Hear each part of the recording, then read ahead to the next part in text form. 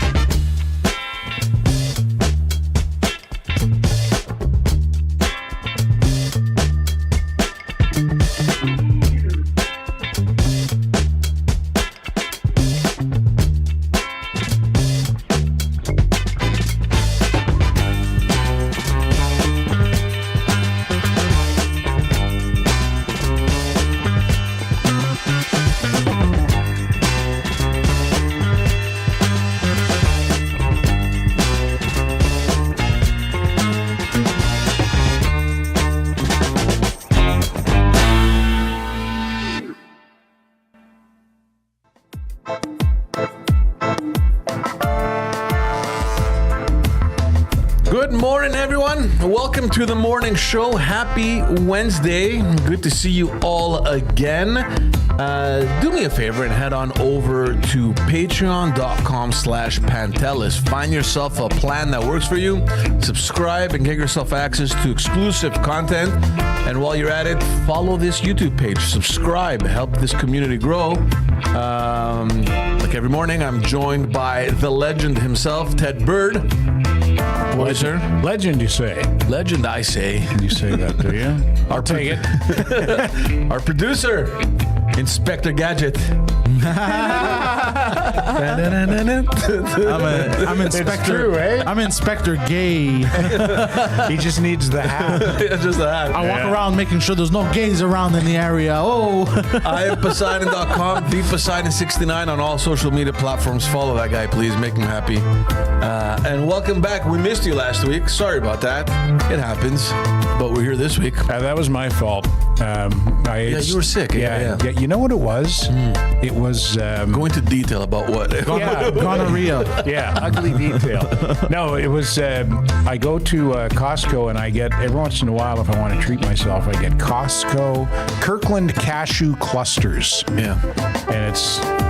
cashews, pumpkin seeds, and almonds fused together with honey and sugar and salt. I think I've seen that, yeah. Yeah, they're really, really good, but it's like heroin. And you ate the whole thing? Pretty much, and made myself sick. So my apologies. It was my fault that there was no show last week. It's not a problem at all. Yeah. How are you guys? I have a question. Yeah. Well, it's not really a question. It's more of a statement. Can we address gonorrhea for a minute? No. No, seriously, I don't appreciate the name. Yeah? It makes it sound like scarier diarrhea. Well, it is a scary thing to have, no? Apparently, you it's know not that scary. You know what they say? Here, Had it, so I don't know. here today, gonorrhea tomorrow. Oh my goodness. Shit. Yeah, how are you guys? Good. Terrible. What a day. Never mind terrible. It's beautiful outside. Yeah, I know. Yeah, It's the planet's amazing. burning up and we're all going to die, but let's enjoy it while Love we it. can. I tell people all the time, I'm pro climate change. As am I. Actually, I'm neutral climate change because I think that the giant ball of fire in the sky is the main driver of the climate. Yeah, you're not wrong. Yeah, I know I'm not wrong. I Have think you ever seen a scale model or picture of how big the Earth is compared to the size Yeah, of the the sun? Earth can fit what, like 1 million times into the sun? Puny. Yeah. What's that meme that you told me in the car on the way here? Yeah, I took a picture off of, I just found a picture on YouTube of like a scale of the Earth next to the sun. And I put little text bubbles on it, and the text bubble for the Earth said, "We're going to change the climate." And the text bubble for the sun said, "The fuck you are." Good luck with that. I mean, there are things that we can do, Yeah.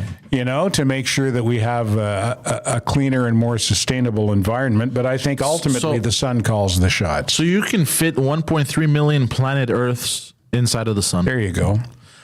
Can we address that the sun is a bit of a whore? Well, the sun has gonorrhea. I think that's a well-known fact at this point. That's what those solar flares are.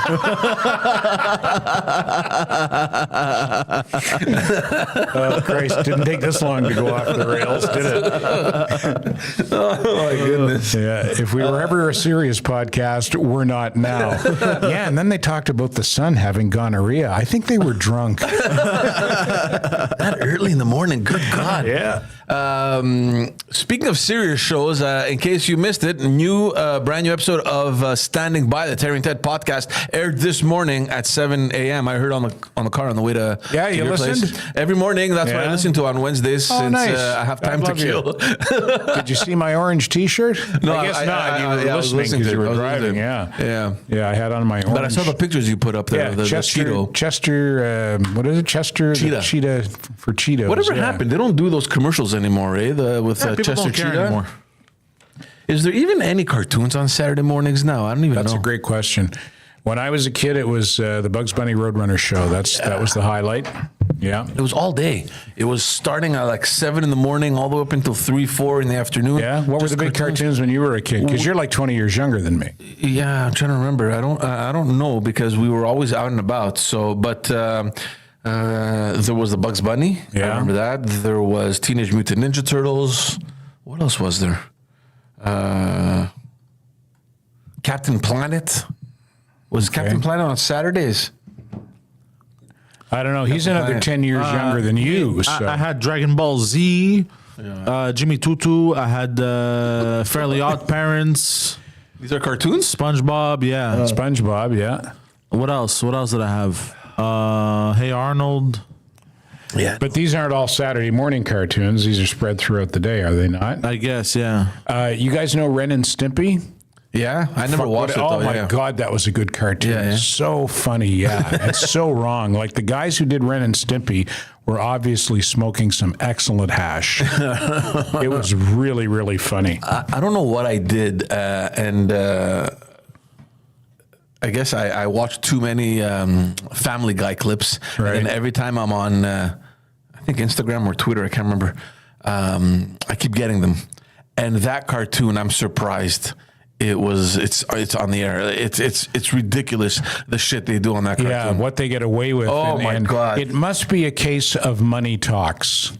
Because I think that show was so wildly successful that at the upper levels of the network, they're going, well, no, we can't cancel it because it just makes too much money. Yeah. So we're just going to have to put up with the complaints. Yeah. Because, they showed, actually, somebody sent me, and I wish I could remember who so I could credit them. Somebody sent me a clip after I wore that Chester, the Cheetah Cheetos T-shirt on the Standing By podcast.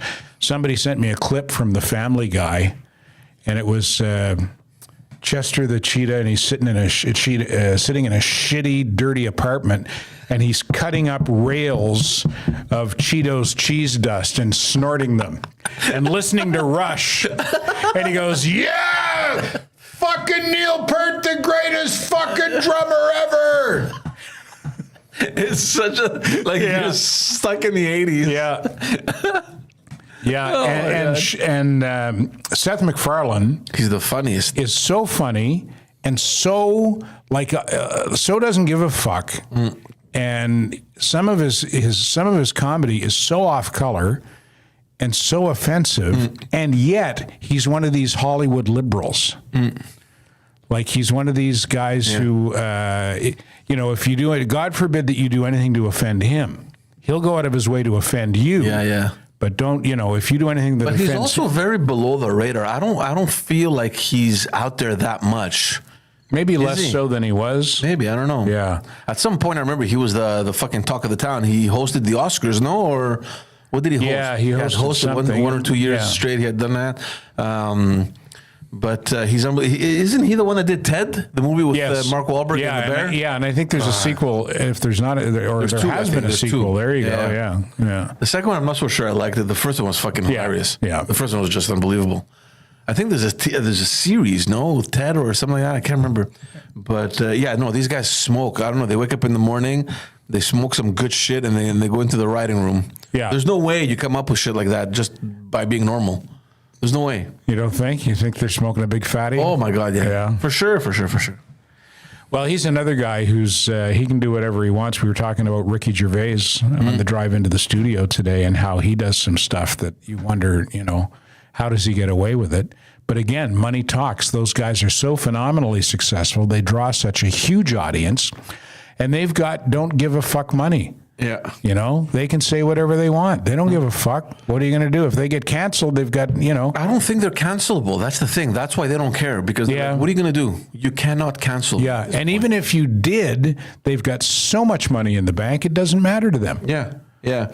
I think they've reached a level of success where, and I think it's a mix of a few things. One, the fact that they're very successful, but also a guy like Ricky Gervais, I don't think he has anything to hide. There's no skeletons in the closet. Like, you know what I mean? So he doesn't care. There's nothing you can dig up on me that'll make me either feel bad or destroy my reputation. This is who I am.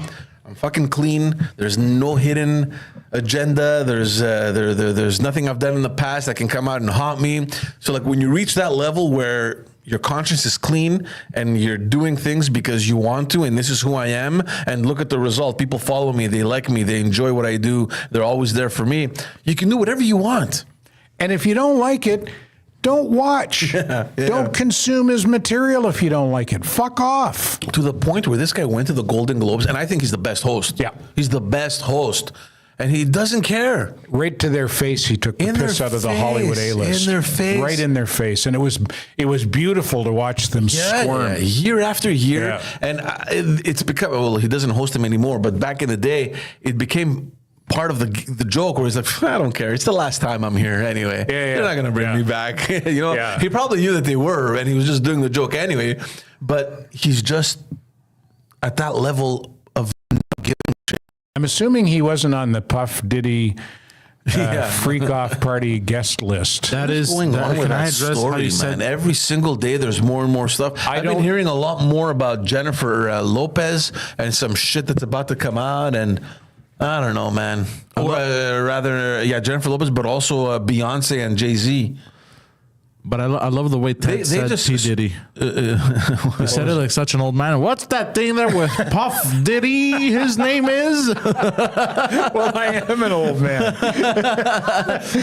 This Puff Diddy character. The Puff Diddy. What's going on with him? Why is he puffing and why is he diddying? Because I read somewhere, and it's a headline. I didn't go into the trouble of reading the whole article, but Piers Morgan apparently is really digging into this Beyonce and Jay-Z story. Is he? They sent him a cease and desist order. Really? Yeah.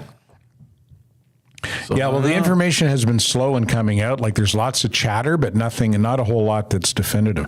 What about the Snooper Dog? Was he there? No, he wasn't.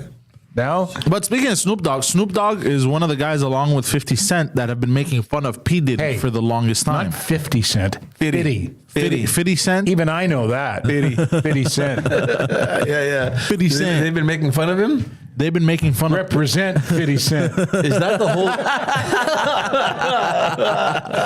Oh, it's funny. Is that the whole East Coast, West Coast thing? Aren't they both from the West Coast, though? Puff Daddy and... What the fuck did you just fucking say, bro? You know that whole battle they had with East and West Coast rappers? Yeah, that was Tupac and Biggie Smalls. I don't know what the hell That was in the 90s. like 25 years Yeah, but ago. they were also both associated to that, no? To that whole movement? No.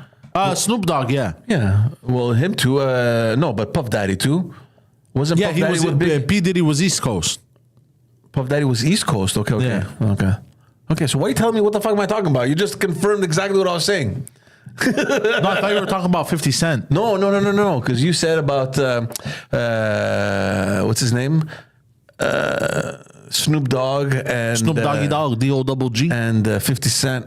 They've been criticizing Puff Daddy for a while. Oh, they've been making fun of him. Making fun of him. Yeah. Yeah, they've been dropping little hints here and there. You look at past interviews and shit, past stuff they did, and you're like, oh shit, they were always kind of telling people. Well, Well, Sick people, apparently man. it was Hollywood's best kept secret that he was throwing these wild fucking Orgy parties. But there's stuff I'm hearing about Leo DiCaprio being involved and all these things. Well, Pink and somebody else both scrubbed their Twitter accounts entirely. Here's the thing. Oh, yeah? We all knew celebrities have always been having orgies. All these elitists, they all have these. Good for them. They can wear the fuck they want as long as you don't involve kids. If you're not, you can't or you don't involve smuggle in women from I don't know where. So that's the problem. So apparently, they'd have these orgies, and some of the people they would bring there were victims of sex trafficking, regardless of the age, from young to older, even underage. So that's where the problem is. If you're going to have an orgy, I mean, have it the old-fashioned way, because there's people having orgies online all the time. You see them on porn websites. Didn't you Greeks pioneer orgies? Weren't you the first guys who were doing it, or was it the Romans? And unfortunately, there's no royalties. We did.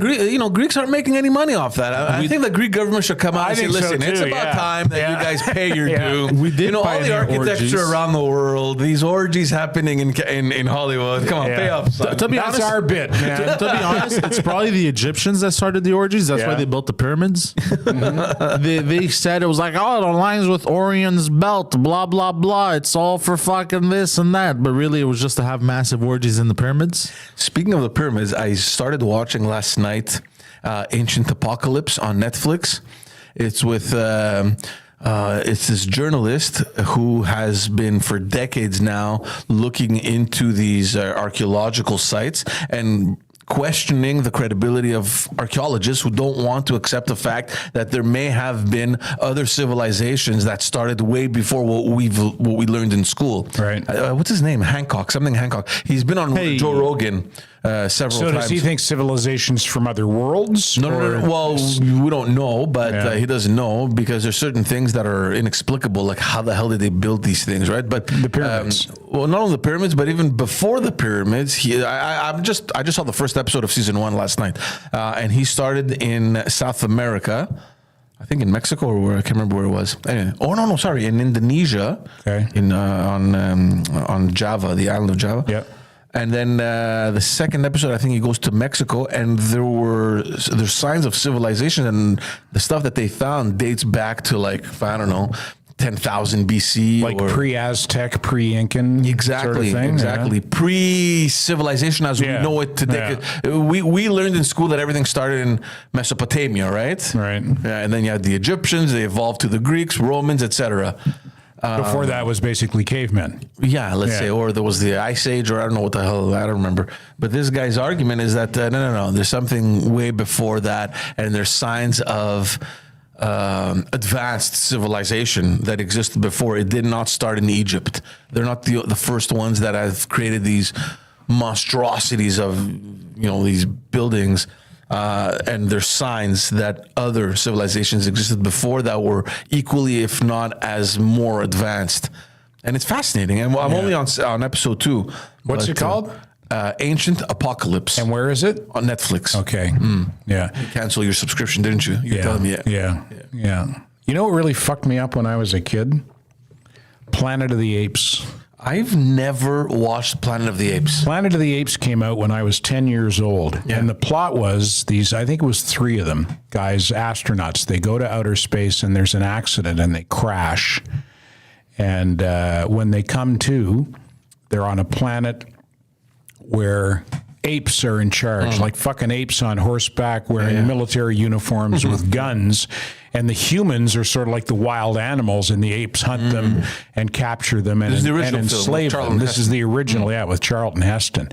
And I can remember being 10 years old and going, holy fuck, man. Fucking apes. Apes with fucking assault rifles chasing humans around. It was like it had a profound impact on me at the time. And then at the end of the movie, and I don't give a shit if I'm ruining it for you because it came out like fucking 55 years ago. So if you haven't seen it yet, that's your fucking problem, not mine. At the end of the movie, he comes across the Statue of Liberty and it's all destroyed. And he comes across what's left of the Statue of Liberty. So you realize that the movie is actually taking place, that these astronauts have gone through a time portal, and the movie is taking place thousands of years in the future.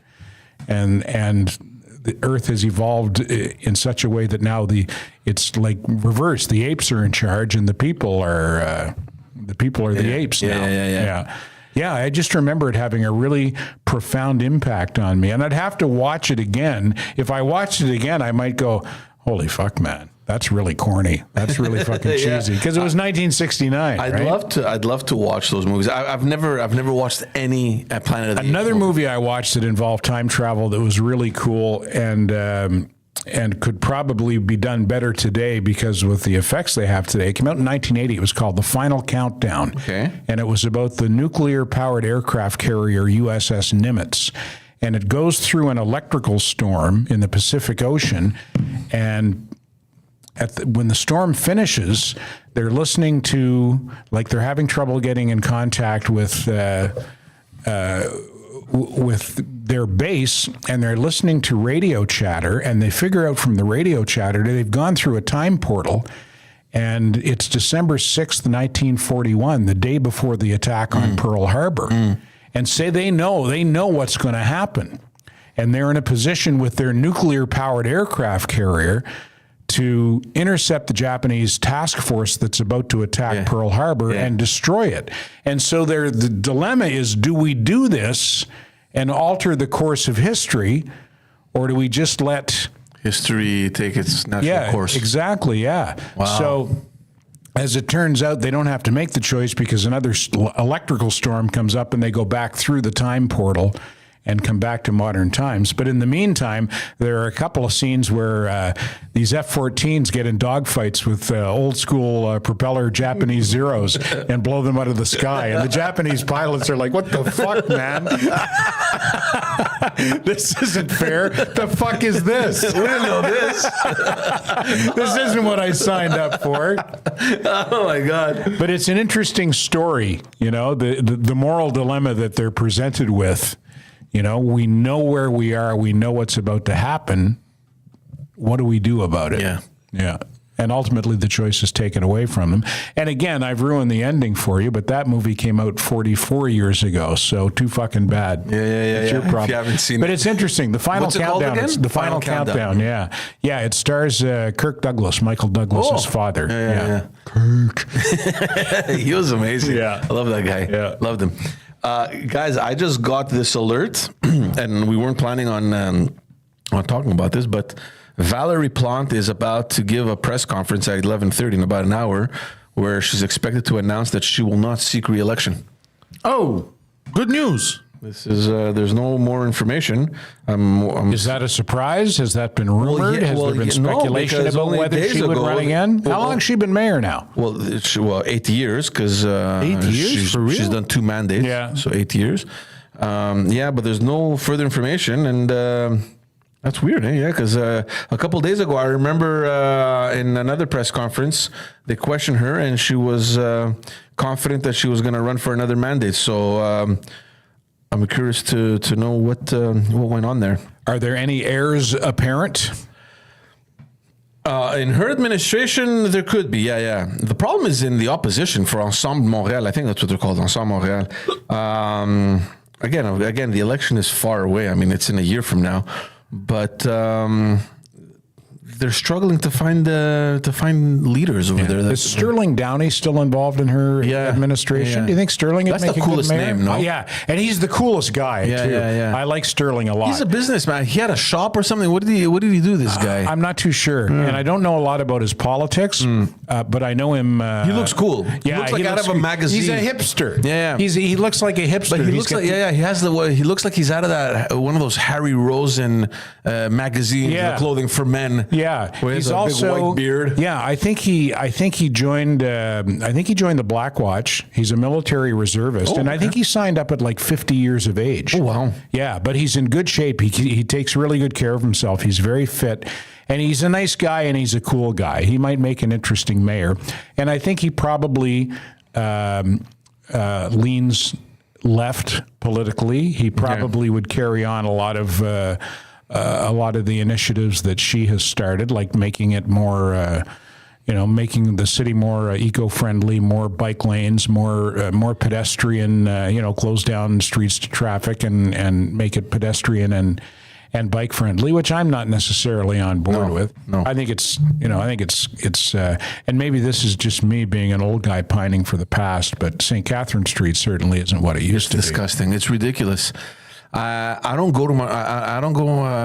Aside from Downtown? coming here No, nor every do I. morning, every Yeah. Wednesday morning, I hate going into Montreal. Yeah. I hate crossing through Montreal. Now I've reached that point. I just can't take it anymore. Yeah. I can't. Well, somebody told me the other day that you can't go over the mountain anymore like you used to be able to. What do you mean? Did they finally close that road? What's it called? That street there? I think something's close because someone said you can't do it anymore. You can't go. You used to be able to go right cross over the through to mountain. go to Côte des Neiges. Yeah, but you can't. Apparently, you can't anymore. What the hell's that? I took it a few weeks ago. Yeah. Yeah. Maybe they saw you. They went, "Fucking Poseidon's going over the mountain. We got to close it." It's gonna crumble. There's a lot of stuff happening, guys. The last couple of weeks, and I just saw that right now in my feed about Valerie Plante, and I'm curious to know if there's any other information. She's been under a lot of stress, obviously, and a lot of pressure. Especially with her budget that apparently is going to create more deficits. In civic politics, is 3 mandates risking overstaying your welcome? It depends. Because that's what we're seeing with Trudeau, right? Yeah. He's coming up to the end of a 3rd mandate, and there's, like some of his... 2015, Yes. 19, 21. Yeah, Yeah, some of his third. caucus are, I don't know if you'd call it open rebellion necessarily. This is happening now. This morning, there's a caucus meeting. Yesterday, it was his ministerial cabinet, and the media was there. Every single minister that passed through the media had only positive things to say about I Justin didn't find Trudeau. them totally convincing, though, some of them. Yes, I support the Prime Minister fully, and I will tell you. Remind me to tell you something about Mélanie Joly, because I have some very close that has inside source that gave me some. Just say it now. No. Because I want to get the story first, and then. Okay. But just to get to the cabinet, yeah, I agree with you. A lot of them were very careful. Just barely walking the line there. You know? Yeah. Because for sure they're not happy, but at the same time, you don't want to risk losing your position. But again, at the same time, you're going to lose the next election. So what does it matter? Yeah. You're only there for what, another month maybe? Because I don't think they're going to last longer than that. Yeah. If not, maybe a couple of weeks, to be honest with you.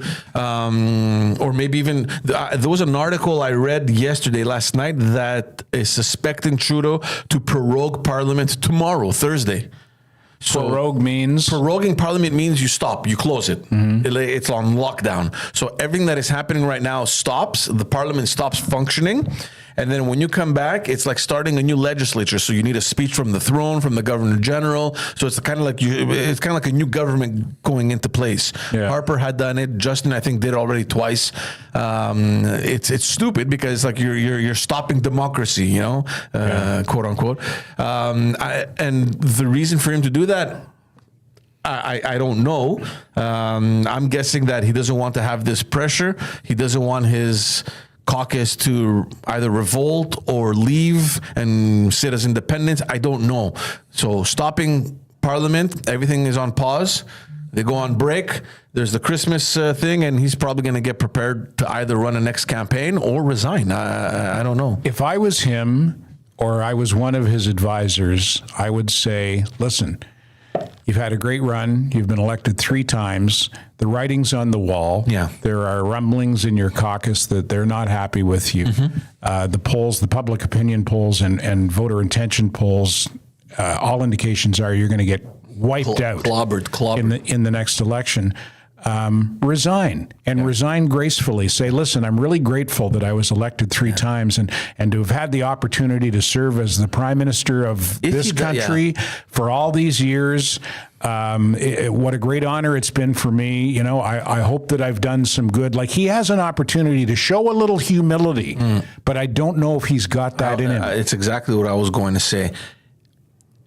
Jean Chrétien, like, he could salvage his legacy a little bit if he were to bow out gracefully. I think his legacy is done already to begin with. He should have seen this coming. But if he bowed out gracefully, maybe he could salvage it a little bit. No? Jean Chrétien said it best. He goes, in politics, what's important and what people will remember is how you started and how you ended.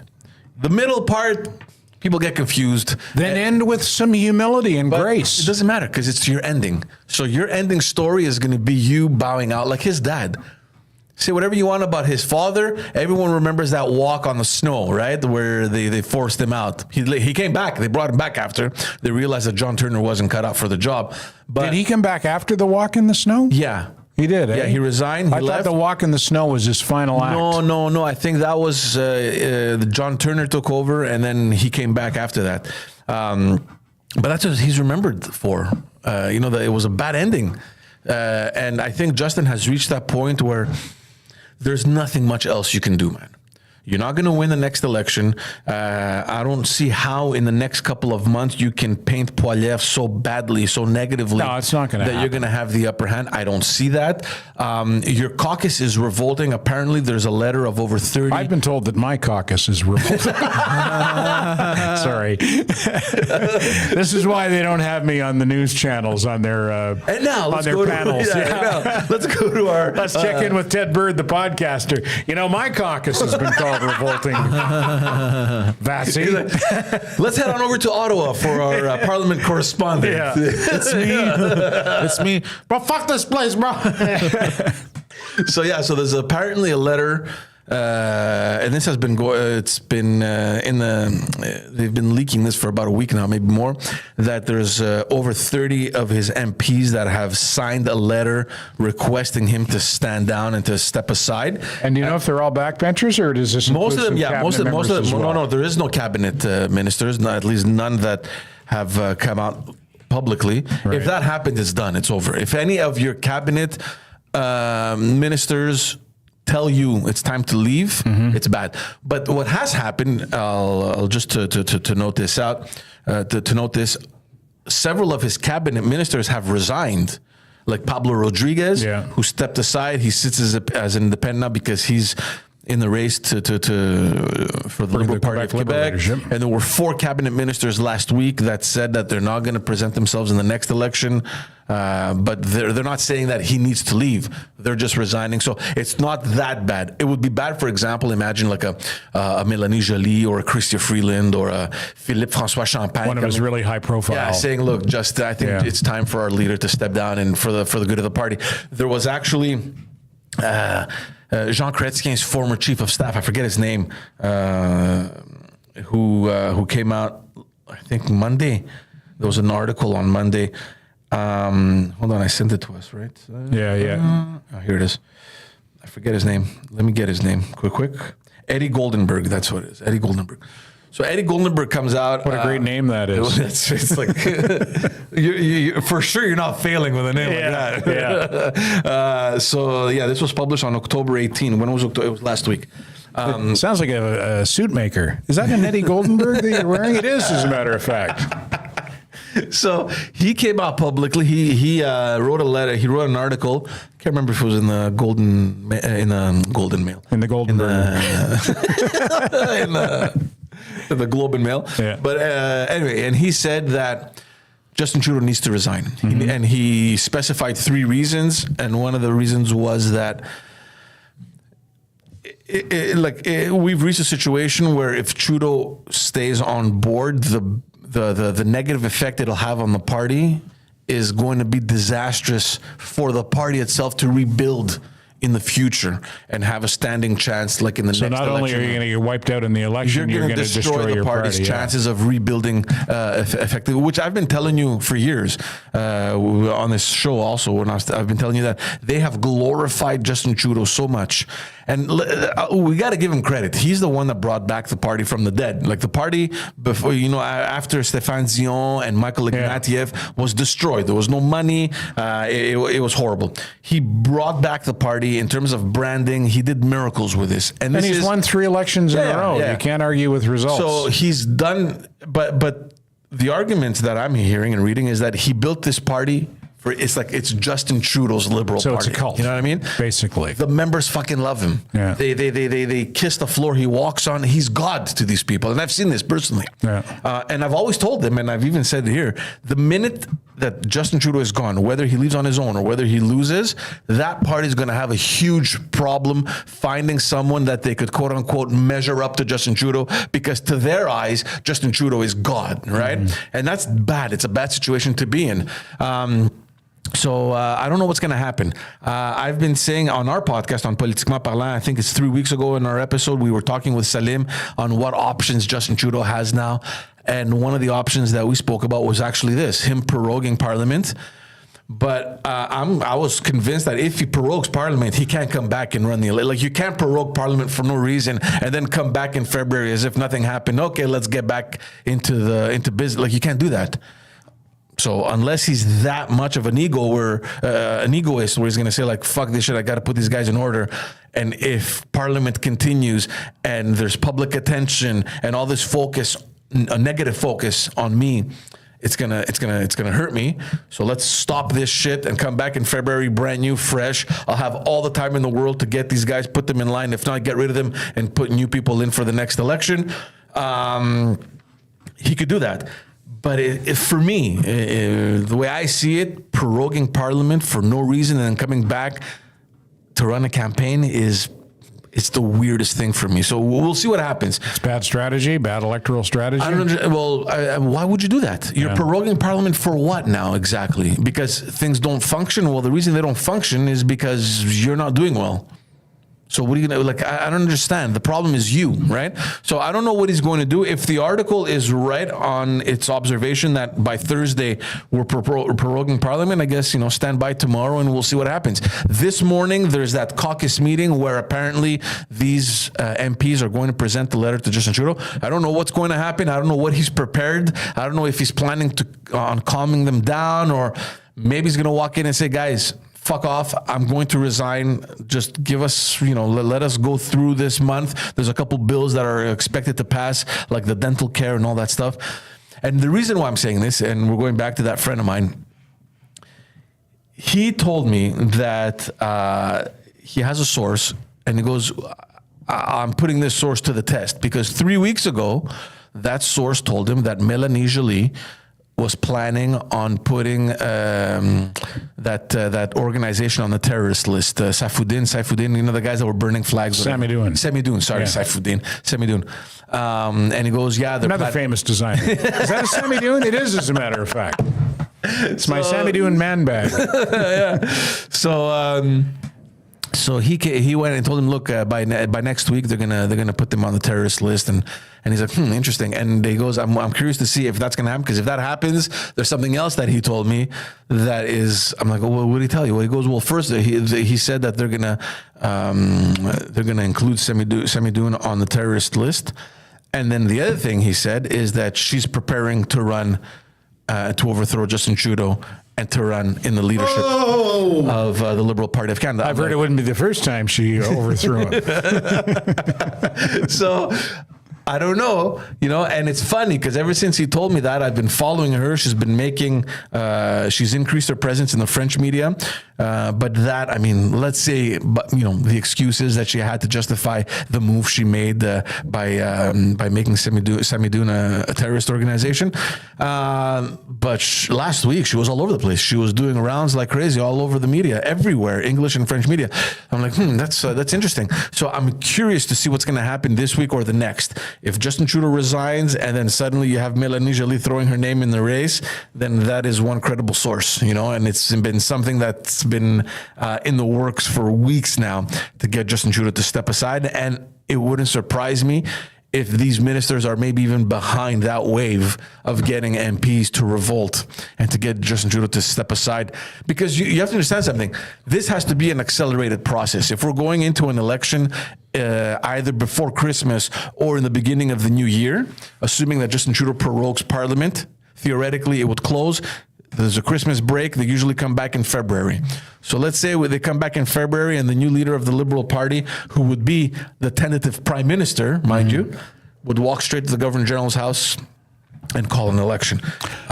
So if that were to happen, it means that this party needs to immediately go into a leadership campaign. And this is weird because normally it should last minimum 6 months. How are you going to get this party to elect a new leader across the country within just a few weeks, if not maybe 1 or 2 months? It's crazy what's happening right now. I'm suspecting that they're looking south of the border and they're seeing, look what happened with Biden, complete flop. last minute in July, was it? When did they When throw he him got out? pushed out. Yeah, they pushed him out at the end of July, August. Something like that, like 2 months before the election. Very, very short notice. Very short notice, Yeah. and suddenly the party is in, they have some sort of chance of actually winning. Whereas with Biden, it was going to be a catastrophic loss. Yeah, I think they did it deliberately on short notice because the more she's exposed, to me, the more worse it is. Yeah, the worse it is for the Democrats. What did the Trudeau whisperer, the former Trudeau whisperer, Gerald Butts, who was his, was he his chief of staff? No, Gerald Butts was his special advisor. His principal advisor. His right hand man. Yeah, he wrote a column for the Walrus. Before he wrote that column, I listened to the Peter Mansbridge podcast. It's called The Bridge. Yeah, and I think it was 3 weeks ago. 3 or 4 weeks ago, he has a segment. It's not a consistent segment. He brings in Jerry Butts and Moore. Moore was, I forget his first name. He was a minister under Stephen Harper. James Moore. Yeah. And it's called the Moore Butts. The more butts, the better. Yeah. And on that segment, Jerry Butts said that. He goes, I fear that with the current context we're in, where we have extreme polarization across the country, and we have a rising force in Quebec with the Bloc federally and the Parti Québécois provincially, that there is going to be a rising sentiment in separation. And he goes, and he thought on that segment, he said that I believe much sooner than later, there's going to be another referendum for the separation of Quebec. And that's exactly what he wrote, I think, 2 weeks ago or a week and a half ago in the paper. Of course, the media picked up on it because it's Justin Trudeau's former guy. I'm just wondering, because he says that he's no longer involved with Trudeau. He's doing his own thing. He has nothing to do with the party anymore or advising the prime minister. But somewhere deep down, I feel like it's not coincidence that leaked into or that he wrote that paper. They want to alarm the people across Canada about the fear of separation, because he mentioned him too. He mentioned three factors. One of them being the fear of foreign interference, separation, Quebec separation, something else I can't remember, and the toxic politics that Poilievre has been engaging in. So he mentioned those three factors.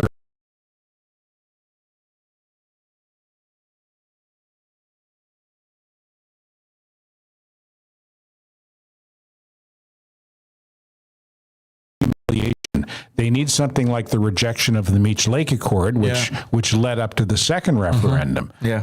And to me, right now, there's nothing along those lines that's out there in the political realm. It's interesting that you're mentioning this, because on our podcast we had Jean Charest on last week. If you guys haven't seen that episode, just fantastic. Maybe we'll talk about it later. But the episode right before, and I'm mentioning Jean Charest because we mentioned it to him and he criticized it as well. But the episode right before, we were talking with Salim and we were analyzing a Léger poll that had come out. In which the Conservatives, although leading across the board in all provinces, they are flopping in Quebec. They lost support in Quebec, all to the benefit of the Bloc Québécois. So, and it's particular. Quebec is a particular province, and even though he's doing well and he could win everywhere, Quebec might not be his strongest province, and therein lies that big question mark. In a hypothetical super majority government of Pierre Poilievre in the Conservative Party in the next election, how many MPs are you going to elect out of Quebec? They have 9 right now. Okay, there were 10 with Alain Reyes. Yeah, the Conservatives. Yeah. Assuming that he does well and he reaches 15, okay, whatever. Okay, let's say he gets 15, which is going to be good because he's going to come out and say, look, we did better in Quebec. We were at 9, and then we got 5 more, which he's going to pass it off as a win. But in the greater span of, the things that we'll see, in a super majority where you're going to get probably, 200 MPs, if not more, having only 15 out of Quebec is insignificant. It's a small representation of Quebec elected MPs on a supermajority government. How much impact will these guys have on driving Pierre Poilievre's policy in favor of Quebec? It's a big question mark. And with a strong bloc that if we were to go to elections tomorrow, there's a high possibility that the Bloc Québécois ends up in opposition. Yeah. Which hasn't happened. As the official opposition, the official federal opposition. Exactly, which, by the way, has already happened in the past with Lucien Bouchard. So that'd be interesting. Well, I always got the impression that Quebecers voted for the Bloc en masse to protect Quebec's interests within Canada. I have not, since the last referendum, I mean, in the immediate aftermath of the last referendum, there was a lot of political turmoil within Quebec and there was separatist sentiment. But in the last 15 years, I've never felt any or sensed any prevailing sentiment towards separation. I always felt like the Bloc got elected by people who want the Bloc to protect Quebec's interests within a united Canada. Yeah. There has been, I mean, and it's sprung again with a PQ now. I know the PQ is popular, but again, I don't sense any prevailing separatist sentiment. Maybe I'm not paying attention. I don't know. No, you're not the only one, because again, in that same poll, in the Leger poll, and it's not only that poll, but in the previous polls as well, when asked about separation, it hasn't passed 35%. Yeah, I think people just want good governance, again, the protection of Quebec's interests within Canada. If we look at the flip side of the coin, if we look at the opinion of the separatists, they're going to tell you that, you know what, in 95, right before that referendum, the sentiment for separation was also low. It was in the 30s, in the 35%. And just a week or two before the actual date of the election, of the referendum, it had sprung over 50%. So they're like, how do you know that people won't realize the advantages of separation? Forget about what the polls say. We know we see the polls, but back in the day, 95, it was a similar poll. And look how close that one came. Yeah, I think a lot of that late surge had to do with those pro-Canada rallies that were held in Montreal. I think they backfired. I think they had the opposite effect. I think a lot of French Quebecers looked at that and kind of went, "Fuck you." Yeah. You know? Yeah. Where have you been for the last number of decades? All of a sudden you show up and tell us you love us like the fucking night before or the week before the referendum. Fuck you guys. Exactly. So that's the big question mark that I have. In the event where the Bloc Québécois would actually make it to official opposition in Ottawa, and the PQ leading the polls in Quebec with a possibility of actually making government in 2026, what are the political dynamics there, you know? So I'm not ready to dismiss what Jerry Butts was saying. I guess we'll have to wait and see. And it's interesting we'll because just have to listen to more butts. More butts, the more butts segment. But I listened to Pierre Poilievre. He was on CJD with Elias Makos, I think last week he had him on. And this, we talk about this a lot off air. And it sucks to me that Poilievre doesn't have that persona in the public, because if he showed more of that rather than that bully that he shows, because which persona do you mean? I'll explain to you, because what we're seeing now is just that bully that he's like, oh yeah, there's corrupt, because he needs it for the clips, right? Yeah, well, he's a bit of an attack dog. Yeah, right. And it's no surprise that they've labeled him, with that toxic. Creating this toxic climate in Parliament. Whatever. His opponents like to call him Canada's Trump. Yeah. So, but when I saw him on that interview, very composed, his arguments made sense. He spoke very clearly, very calmly, and he was saying, "Listen, I know I'm in Montreal right now because Elias Makos asked him that question. Goes, why should people vote for the Conservative Party? It's never been your battleground." And he's like, well, I know it's never been our battleground, but this is exactly why people should ask this question. What has the Liberal Party done in, the decades that they've been elected out of Quebec, right? If you look at, everyone is like, oh, no, but here in Montreal, we vote Liberal. Okay, good for you. You've always voted Liberal. What have you gotten for that? Right? Record number of deficits and debt through the roof, lack of services, the criminal rate is up. So you vote for Liberal because that's what you've been told to do. But when you look at the results, there's not much there. And his argument was like, why don't you, for once in your life, cross that line and actually vote for Conservatives, and maybe you'll see something different. And he's not wrong. And I think that if he sticks with that kind of message, maybe he'll be able to convince more people in Quebec. But I don't know. Like there's two Poilievres that I've seen. One that I'm like, God damn it, man, why aren't you like that? And another one that is like, just shut the fuck up, man. You're fucking creating this mess to begin with, right? Like, why are you such an arrogant little prick? It's like the bully Milhouse in The Simpsons. That's what he is. Nelson. No, Milhouse. The nerd. Yeah, but Nelson's the bully.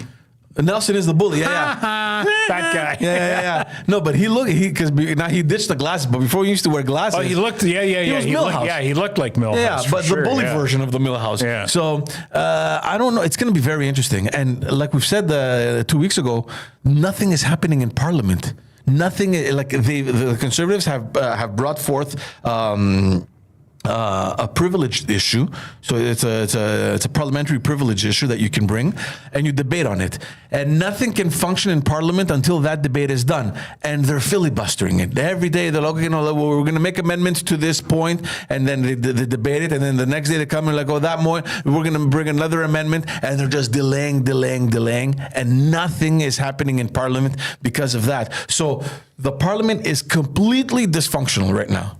Completely, like nothing is happening in Parliament. Ottawa has been taken over by this privileged issue that the Conservatives have brought forth, and they're not letting go of it until. So what they're doing basically, they're avoiding Parliament from functioning until they get the opposition day. So that's a day that the opposition has the right to whatever, do whatever they want. And in those opposition days, they table a motion of non-confidence.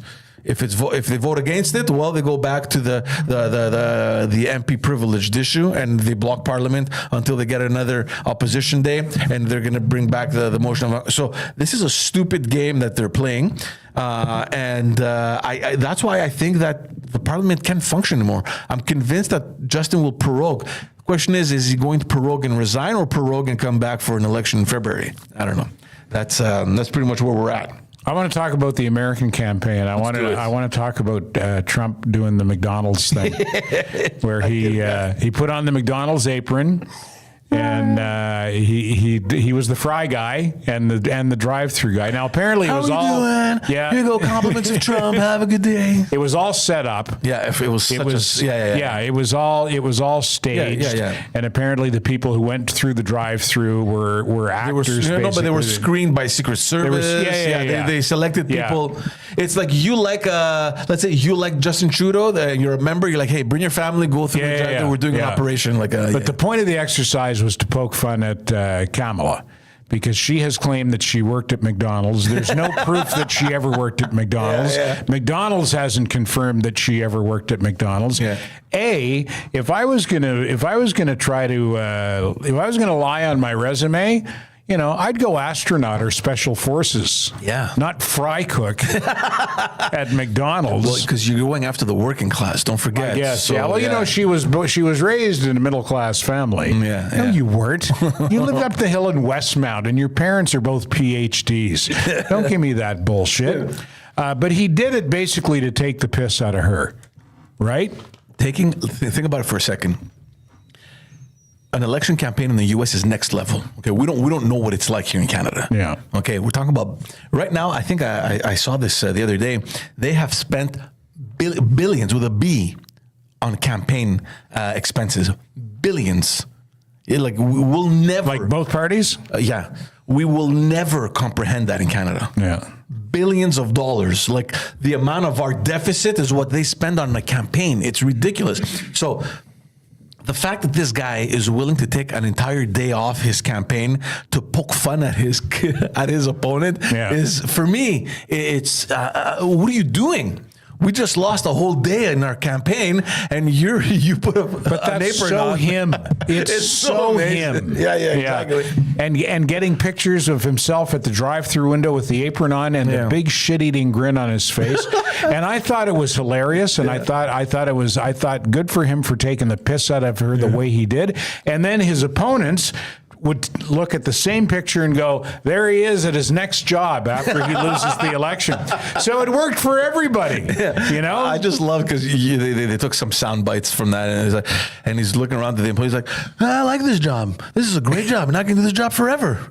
Hand me the bag and I'll put it through the window, because that's what the job is, right? Yeah. When you're working at McDonald's, someone hands you the bag and you give it. No, it's not. There's actual work involved. I can do this job forever. Yeah, apparently someone I posted on it. I posted actually what I just said about I'd lie about being an astronaut or a special forces soldier before I'd lie about being a fry cook. And somebody responded to that and said, the real hero on the lunch run at McDonald's is the guy who's doing the buns. Yeah, that's the guy who's putting the fucking work in. The guy who's doing the buns.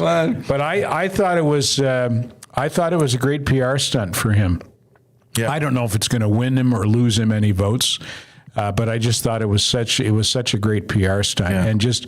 You know, it again goes to show that he's his own man. Like she's a party candidate all the way. You know, she's doing whatever the party bosses are telling her to do. He's his own boss. He does his own thing. Ted, let me tell you something. I am so excited about this election in the U.S. because I have no idea what the outcome may be.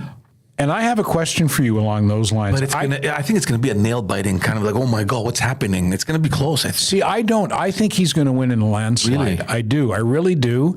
And I keep hearing, well, we won't know on election night. It might take a week before we know what the results are. I've never heard that before. Watch it be so conclusive. Well, listen, if it's going to, to me, it might take a week tells you that. Like, that stinks to me. There's something fishy about that. Oh, we're not going to go on election. For as long as I've been alive, which is 65 years, virtually every election I've ever witnessed or voted in, the results on election night. The victor gives his speech on election night. The loser concedes on election night. Why are they saying weeks out that we're not going to know? Because those elections have been conclusive enough to think that, look, it's impossible for the other person to win. The difference is so significant that you are the winner. But if it's close, like if it's like, within 5%, difference, then who knows? Maybe there's going to be. Have we not had other elections that were close, but they were able to say who won and who lost on election night? Wasn't the Biden Trump one close as well?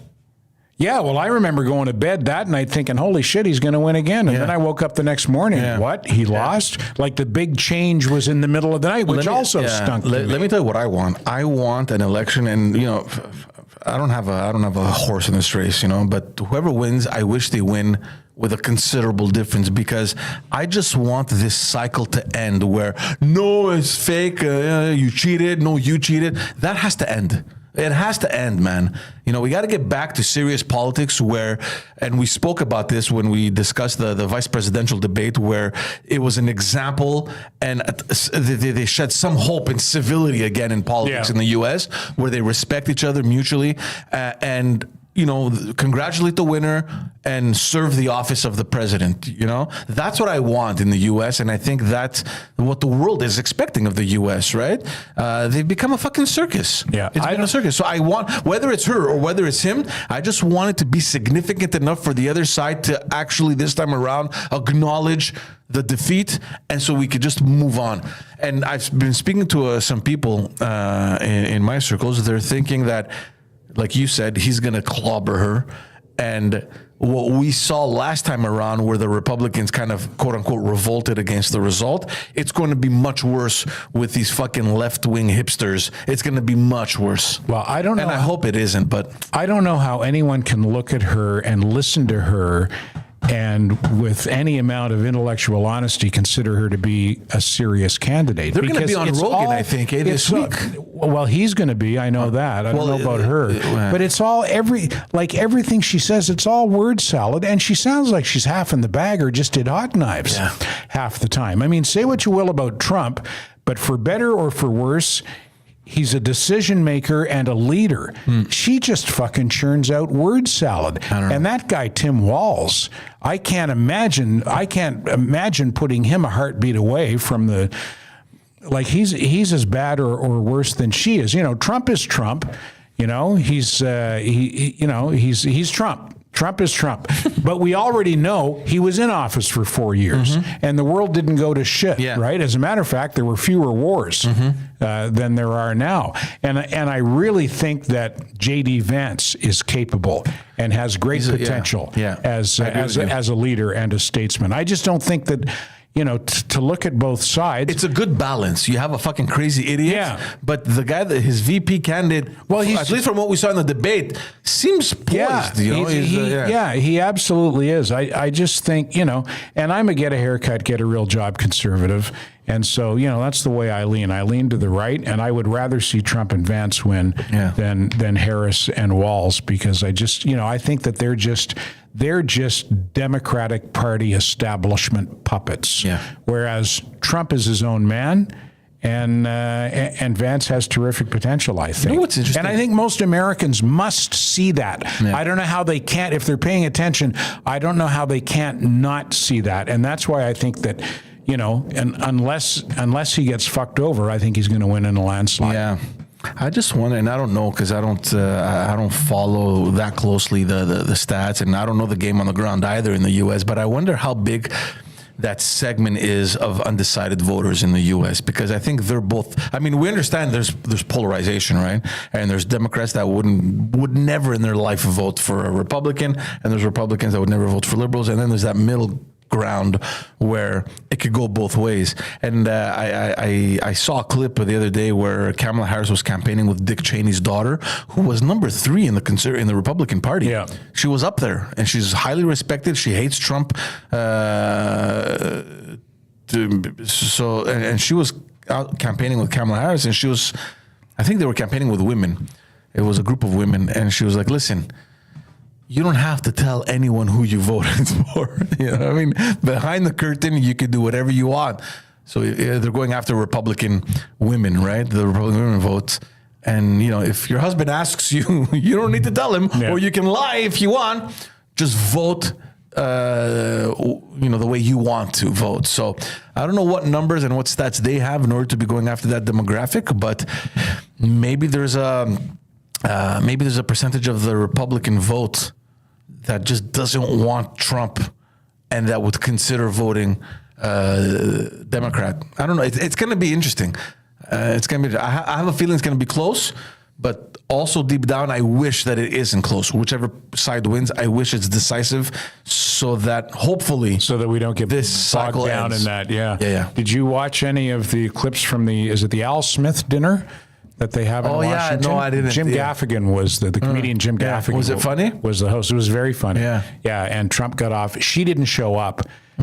She did a video with a Saturday Night Live. Oh, the character. girl with the armpits. Yeah, I saw that one. The one who would put her hands in her armpits and smell her fingers, and apparently that wasn't funny at all. Trump got some good lines off, and Jim Gaffigan emceed it, I believe, and he got some good lines off. One of which was, you were talking about you can vote when you're in the voting booth. It's your call, and nobody has to know who you voted for. And Gaffigan was talking about, he thinks there are a lot of secret Trump voters out there. And he said, yes, they're known as the Biden family. That's so fucking funny. Oh, man. He's good. He's touring with Seinfeld, eh? Yeah. Yeah, they're coming.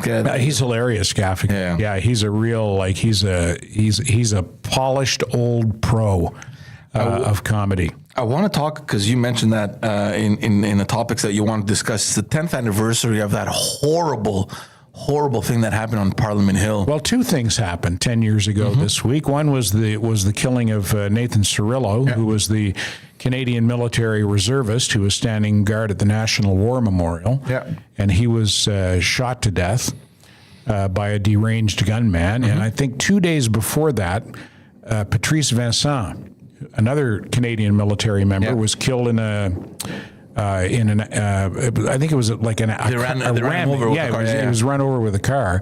And in both instances, they were killed by self-proclaimed jihadis, both mentally ill people, but that was their, that was their motivation was, they were acting on behalf of they were of the Islamic Jihad.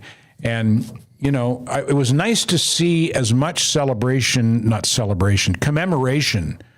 this week as there was, because, it occurred to me that I heard very little about those two incidents since they happened. And at the time, I don't know if downplayed was the right word, but the media was really careful because nobody wanted to mention that these guys were acting on behalf of Islamic Jihad by their own, that's what they claimed. They were doing this for the jihad. Yeah. And, it was like you couldn't say that. You didn't dare say that because you wouldn't want to be accused of Islamophobia. And I thought that was a disservice to the memory of both Patrice Vincent and Nathan Cirillo. So it was nice to see that it got as much play as it did yesterday. And I watched an interview on CTV with Vassie Kapelos. Is that her name? Yeah, Vassie, yeah. Vassie, yeah. She had Kevin Vickers on, who was the sergeant at arms in the House of Commons at the time of the Nathan Cirillo killing, and he was the guy who ultimately fired the shots. Have you read the description of how that went down? No, but I was listening to him yesterday. It was straight out of an action movie. Yeah, he was coming from one aisle because he ran back to his office to grab his gun. This is Kevin Vickers, Sergeant of Arms at the Parliament. So he's coming in, and he sees his other colleagues kind of signaling to him that he was behind the column. I think they thought that he had already gotten hurt by gunfire, and he was kind of sitting down. And then Kevin Vickers recounts this, right? So he ran, and at some point where he saw him kind of move, he ran. He jumps. As he jumps, he turns around. He lands on his back facing the guy, and he just shoots him. He empties his clip on him. I mean, that's like out of like a Van Damme movie or something. Yeah. You know? And the guy had already been wounded. I think the guy took like 31 shots in total. It was something. At the end, because then after the Sergeant of Arms, Vickers, shot him, everyone just exploded on it. It just rained bullets. Yeah, well, in the interview with Vassie Kapelos, Kevin Vickers was saying he's on his back holding his gun, pointing, and the guy's standing over him. Yeah. He's on his back on the ground, and they're looking at each other. And he said he emptied his clip, and he said the guy fell down. He didn't fall on top of him. He fell beside him. Yeah. And he recounted it very calmly, but you could kind of tell, and I don't know how there couldn't be some kind of residual there is trauma. Because I read an article, I can't remember which newspaper it was, that interviewed him as well, and he said that he thinks about that every day. Yeah. Well, how could you not? Yeah, you just killed the man. Yeah. Even if it's for good reason. Yeah, self-defense and to protect the people who you... exactly. It's part of his job to protect... Yeah. I mean, Sergeant at Arms, I know it's ceremonial, but I think that by definition... That's what it is. Yeah. You're protecting... That's what it is. You protect the Parliament. And also, let's mention in the 80s when that deranged man walked into the National Assembly... It was the Sergeant of Arms that had to kind of talk to him, and there's images of him speaking to him. It's true, yeah. What was his name? I can't remember. That's awful that I would remember the gunman's name, but not the guy who talked to him. That guy was unbelievable. So calm, because he was a military guy as well. Well, and that's how he connected, because Denis Lortie was actually dressed in his Canadian military fatigues as he was shooting up the National Assembly, and I think that's how that Sergeant at Arms connected with him and related to him. Yeah.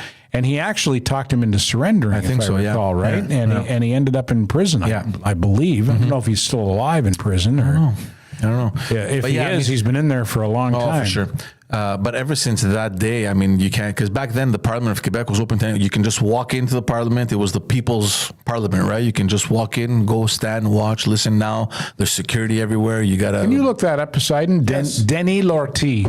See if he's still alive. Lortie. Yeah, Denis Lortie. But all that to say, back to Vickers, I mean, the images of you actually pointing your gun and shooting and killing an individual, that can't go away. I mean, you can't. I mean, well, that's why guys who go to war have such a problem with PTSD. Yeah. And thankfully, there are a lot of services available now. He's still alive. He is. Is he in prison?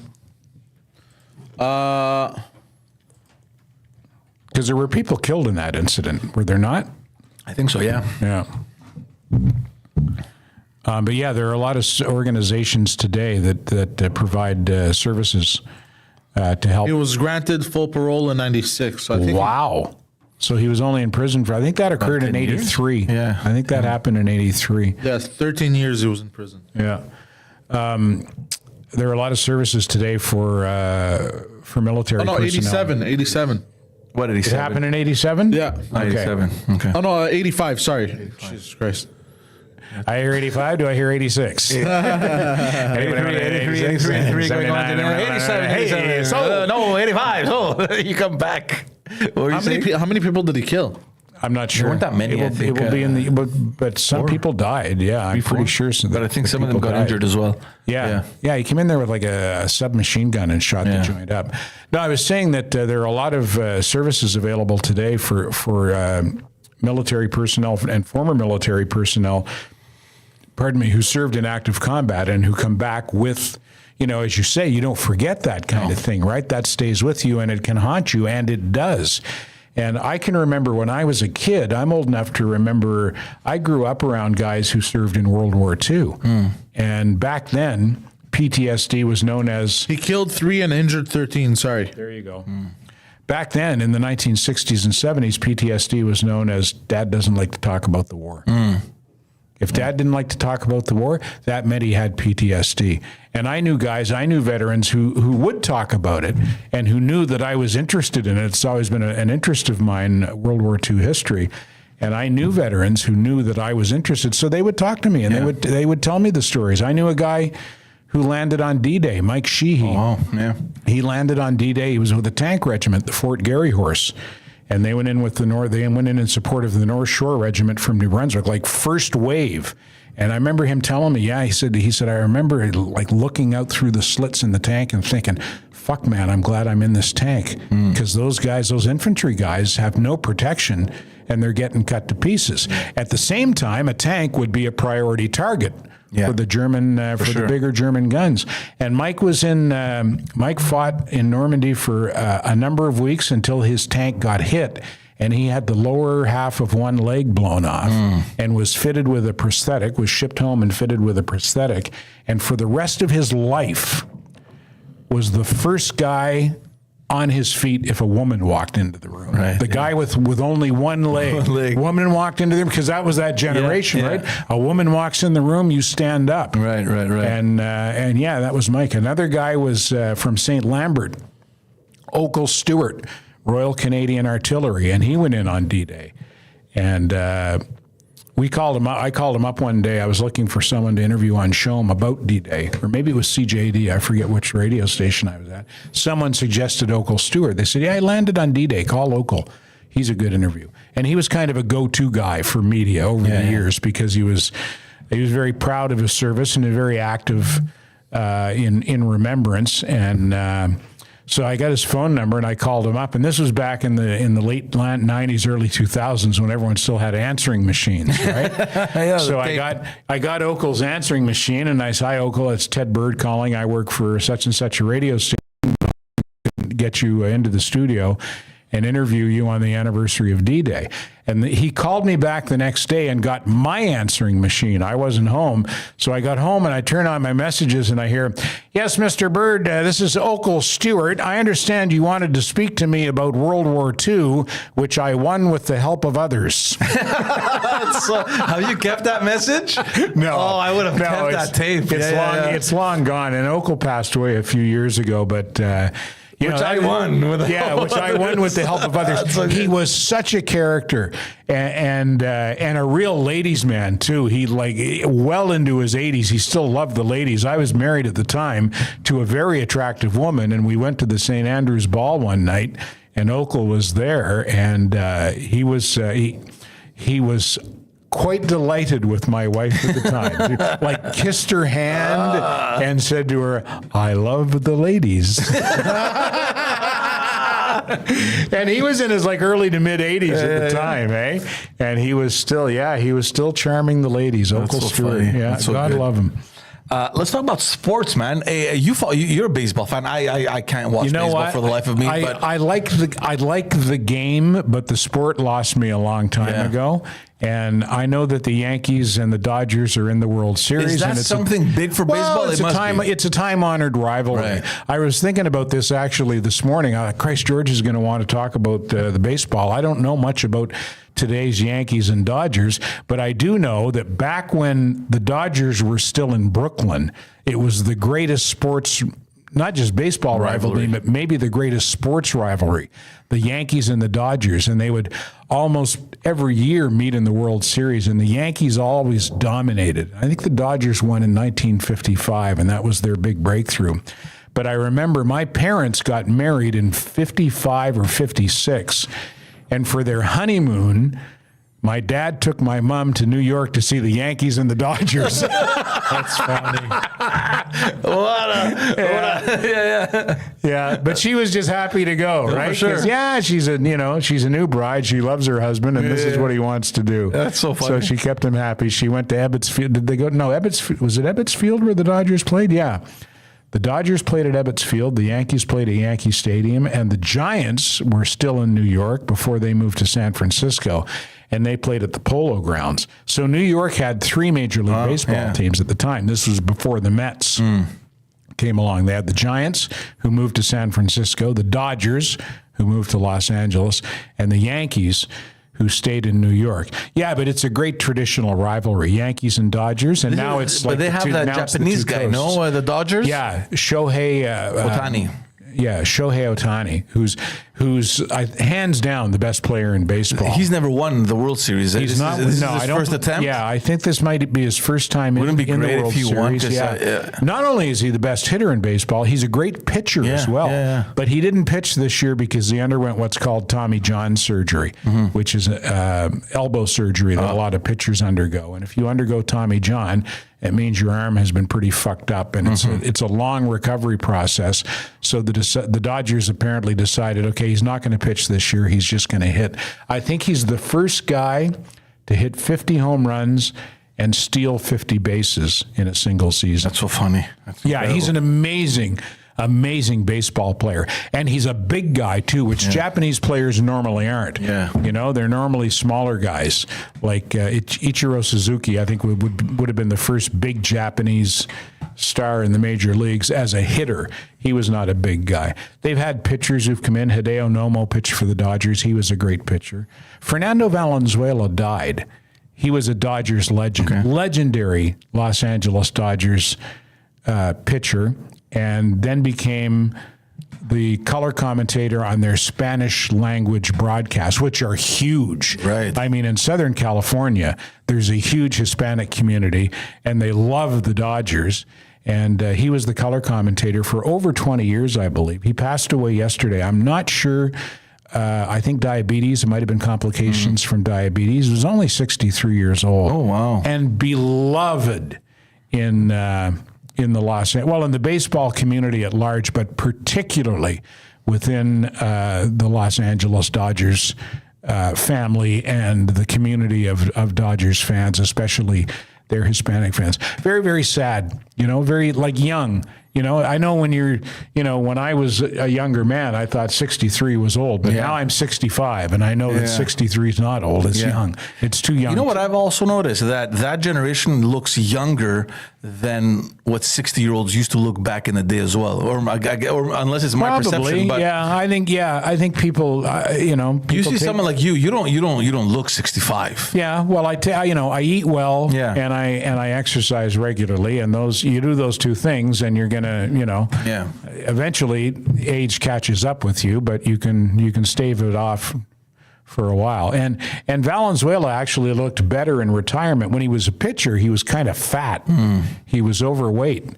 But boy, what a great pitcher he was. Never made the Hall of Fame. And I said this on Twitter last night, there aren't too many guys as players who didn't get into the Baseball Hall of Fame, but you can still indisputably call them legends. He's one of them. Yeah. He's a legend, Fernando Valenzuela. And I also noticed reading about him last night, married to the same woman for 43 years, his widow. You don't see that a lot either. No. Especially with guys, pro athletes making big money. Right. And, have their pick when it comes to women. Yeah. But he was by all accounts, a real a real class act. That's awesome. Yeah. Let's can we talk about Jean Charest? Because I sent you a message. Absolutely, yeah. I didn't watch the Jean Charest interview because my head would have exploded for me to It's try in to French, to so whoever focus on it understands in French, you can definitely go watch it. Yeah, but I liked what you said in your note about how, it was a reminder of what we're missing in political leadership now. That's exactly my takeaway. And again, a lot of people, there's a wave of negative messages. Obviously, I mean, he was very hated, as a politician, especially from his rivals. But when that happens, it means that you're doing something good, right? In order to have that much attention, You're having an impact. Exactly. So, as objectively as I can think of it, and obviously I'm someone very biased because he's the person that I started working that was in place when I started working in politics, and definitely someone that inspired me, and as a leader, kind of showed me what it's like or what it takes to do this kind of job, right? So obviously I'm biased, but we had him on the show, and there's two things that happened. One, we were surprised that he actually accepted, and Salim I give credit to Salim because he's the one that was working on this for a long time. But he knows the both of you personally, right? Yeah, of course. He knows us, and he knows Salim much more because Salim is very good friends with his son. So there's definitely a connection. I think that probably played a huge role in him actually coming on. But the amazing thing was that ever since the leadership race that for those who follow Canadian politics, he attempted to return back to federal politics and run in the Conservative Party of Canada's leadership race. He lost to Pierre Poilievre. We addressed that on the show. But ever since that day, that moment, he's disappeared from media. They only brought him back a little bit when Brian Mulroney died. He commented on that. They brought him back sometimes to comment on what's happening in the U.S. with trade relations because he's an expert on that. When you say they, are you talking the about media, the RDI, TVA? Yeah. Even Vashi Capello's brought him on once, I think. But it's very specific. Like, I want to come talk about trade relations with the U.S. or let me explain to your listeners about how the free trade agreement works. So he picks his spots when he comes back. Yeah. So it's very specific. But the media, from what I understood, from what Salim told me, have been trying to get this guy to sit down for a long format interview to discuss his whole run through politics and what happened in the last leadership campaign, like this whole thing, right? Which you guys were able to do with him. Exactly. So Salim goes to me, look, he goes, I just need to warn you, as soon as this is published, the media might be happy or might not be happy. They might be happy because they're going to go get content, or they might not be happy because they've been trying to do exactly this for over a year now, 2 years, whatever time it's been since the leadership campaign. I'm like, okay, that's fine. And it's exploded. Obviously, it went on French media. Jean-François Lisée, who was the former leader of the PQ, wrote an article this morning in Le Devoir, a whole analysis of his takeaway of that interview, which is fantastic. Wow, look at you guys getting written up in Le Devoir. Yeah, exactly. That's cool. But more importantly, and this is what I sent you, I go, the thing that I took away from it is that we don't have leaders like this anymore. Whether you agree with Jean Charest or whether you disagree, whether you fucking hate his guts or whether you appreciate him as a leader, when you listen to what he says, there's no doubt in my mind that you don't leave that. You don't take away the fact that he is knowledgeable, he has a lot of experience, and he was totally qualified to do this job that he's done for 40 years. I mean, this guy came in the first Mulroney election in 85, was it? 83?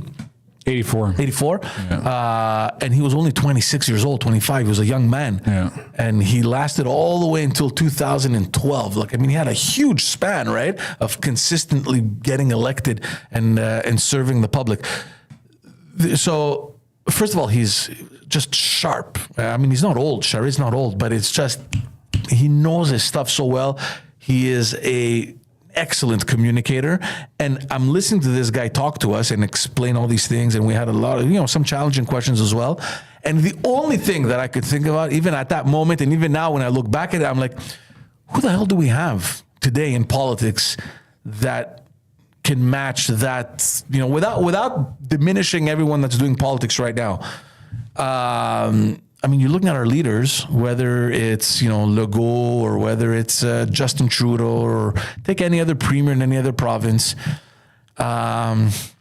it's not there. There's something missing. There's this charisma that this guy had, and there's this leadership. Maybe it's because he came from another generation where things were done differently, but it was just fascinating and refreshing to see again. Just to have him talk politics. So he's the whole package, because when I think of Legault or Poilievre, I think of guys who arguably are qualified but lack charisma. When I think of Trudeau and Kamala Harris, I think of, there's some charisma there, but a lack of qualifications. Yeah. And when I think of Trump, well, he's Trump. It's just that. Yeah. It's just Trump. Yeah. So, and it's funny because a lot of the comments, I don't know for what reason, we have a lot of separatists that follow that podcast. Probably because it's in French. It talks about Quebec politics. So they tune in. In general, they're pretty respective, but at the same time, we're also very objective, right? We don't, we don't play the liberal card, even though everyone knows where we stand. And on this episode, of course, there was a lot of negative stuff, but there was a lot of messages that to the effect that, I've never agreed with this guy, but I got to give it to him. He's an excellent communicator. Or this guy sucked. I hated him when he was in power, but he knows his shit. So there was always a negative thing, but followed by, but we understand. That also says to me that you guys did a good job of interviewing him. He was amazing. He was excellent. And he spoke a little bit about the race, and he was humble enough to accept that the campaign that he ran against Poilievre was from another era. He said, look, because we asked him, and he's like, I realized that I was campaigning for a previous election that passed. Right. Whereas Poilievre, and he goes, he was in another world. That's what he said. He goes, he was in another world. The membership, the recruitment, the campaigning, the social media, it was otherworldly. He goes, so the world had passed him by a little bit. Yeah. Well, I know the feeling when I talk about the Puff Diddy. Puff Diddy. So that's it. So it was great to have him on. And where can people find that if they want to watch it? Head on over to Politiquement Parlant if you know or understand French. And this is what I was telling you in the car. It sucks that YouTube hasn't figured out a way of putting subtitles in other languages. That would be nice. No, they haven't at all. Do they have that, Poseidon? YouTube, do they have other language like subtitles, or you just get the closed captioning? Like if it's in French, you'll get it in French. That's a good question. I don't know. Yeah, they should figure something out like that. It'd be nice. Anyway, I just usually learn the other language. Yeah. Head on over, guys. If you know or understand French, Politiquement Parlant is where you'll find my stuff. You can check out Ted Bird along with other broadcasting legend Terry DeMonte, the Standing By podcast every Wednesday morning. It's on a weekly basis. We're lucky enough and privileged to have them back on air 7 a.m. every Wednesday. Tune in and go and follow them. You can catch that podcast on this here YouTube channel. So subscribe, turn on your notifications, and head on over to patreon.com/Pantelis. You'll find a bunch of other content that is being pumped out of that channel, including the intellectuals with this guy right here, Poseidon, who is kind enough to produce this show every Wednesday. I am Poseidon.com, the Poseidon69 on all social media platforms. Anything else before we go, guys? No, sir. I'm hungry. I'm going to go down to the vending machine and get some chips. My website is actually down for the time being. The what? I no longer have a website for the time being. It was not serving a purpose, so I took it down. Okay. Go to Pornhub. Find him there. Thank you, guys. Take care. We'll see you next week. Ciao.